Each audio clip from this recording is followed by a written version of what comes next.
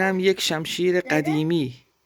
به به به، شمشیر قدیمی ترکمنی که مال مجاهدین ترکمن بوده، مجاهدین قدیم ترکمن. وای وای وای، به به به به، در کنار کتاب چه ابهت و ارزشی.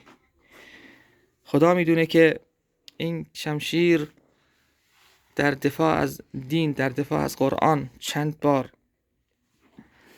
مجاهدت کرده، چند بار خون دشمنان دین رو ریخته. بسیار شمشیره.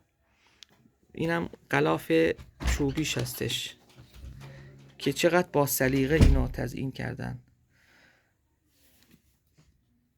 الان شمشیر زنگ زده، باید یکم بهش رسیدگی بشه، ولی شمشیر خیلی جالب، با دستم ساخته شده و قوس زیبایی هم داره. حالا از دورم اگه نگاش کنیم، اینها از دور اگه نگاش کنیم، این شمشیر ارطغرل انگار.